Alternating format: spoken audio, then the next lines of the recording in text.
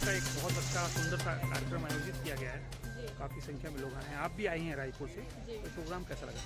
नमस्ते। सबसे पहले मेरा नाम ग्रेसी दुग्गा है, मैं रायपुर छत्तीसगढ़ से हूँ और मैं यहाँ ये प्रोग्राम के लिए आई और ये प्रोग्राम बहुत अच्छा है। यहाँ पे अलग अलग पेंटिंग्स और पोर्ट्रेट और बस्तर आर्ट को जो दर्शाया गया है वो बहुत अच्छा है। जो लोगों को नहीं पता, जिन लोगों के लिए नया है, उनके लिए बहुत अच्छा एक्सपीरियंस है।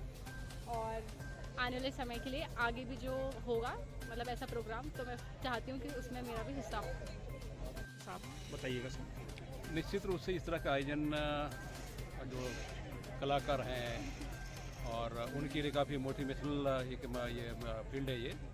और मैं समझता हूँ कि इस तरह का प्रोग्राम शायद पहले नहीं हुआ था। और ये जो इस तरह अभी इस समय समर्स में जो ये चीज़ हो रहा है तो काफ़ी अच्छा है, मोटिवेशनल है। लोगों को अच्छा प्लेटफॉर्म मिल रहा है कि हमने कला का प्रदर्शन करने के लिए यहाँ बहुत सारे देख रहे हैं अलग अलग तरह के यहाँ पे मतलब कि वो प्रेजेंटेशंस हैं, उनके लिए भी एक अच्छा सा मतलब कि प्लेटफॉर्म मिल गया है। इसी बहाने जो है ना जो लोग यहाँ पे आ रहे हैं और उनको निश्चित रूप से उसके बारे में जानकारी मिल रही है और आने वाले समय में उनका फ़ायदा उठेगा। यहाँ पे हम पीछे देख रहे हैं क्योंकि मलखम का भी थोड़ी देर में एक प्रदर्शन होगा और ये एक ऐसा टीम है जो इंडिया गॉट टैलेंट में विनर रहा है।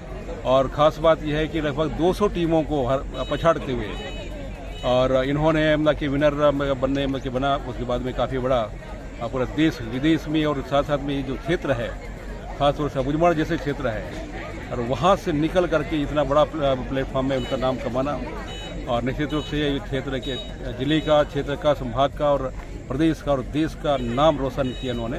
और वो पुनः जिन्होंने लाइव नहीं देखा है वो आज देख सकेंगे। इसमें जो पेंटिंग में आप हिस्सा लिए हो, क्या मैसेज देना चाहते हो? सर, तो मेरा नाम कुणाल साहू है, मैं भिलाई छत्तीसगढ़ से हूँ और मेरा उम्र है 24 वर्ष। जो ये चित्र विचित्र का जो ये कला प्रदर्शन हुआ है, तो ये हम टीम छपाक के सारे एग्जीबिशन यहाँ पे रखा गया है।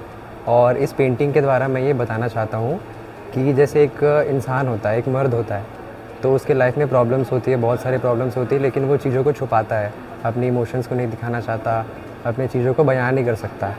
तो एक ऐसा होता है कि उसके फेस में एक्सप्रेशन होते हैं, बहुत सारी चीज़ें होती है, तो अपने आंसू को छुपाता है। वो जितने भी दुख होते, जितने भी दर्द होती है, पीड़ा होती है, उसको वो छुपाता है। तो इस पेंटिंग के द्वारा मैं ये दिखाना चाहता हूँ कि जो आंसू है उसको वो पट्टी के द्वारा छुपा रहा है और खुश होने के लिए वो एक मेडिसिन खा रहा है। जो मेडिसिन है वो हैप्पी वाली मेडिसिन है।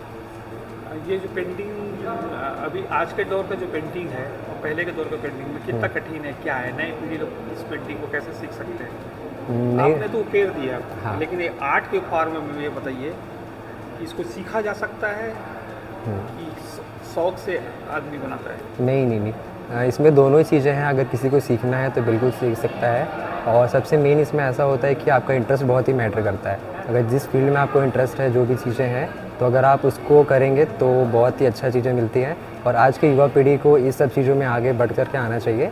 और ये काफ़ी अच्छा मीडियम है जिससे बहुत सारी चीज़ सीखने के लिए मिलती है, एक्सप्लोर करते हैं और बहुत ही नए चीज़ें यहाँ पे मिलती है सीखने के लिए।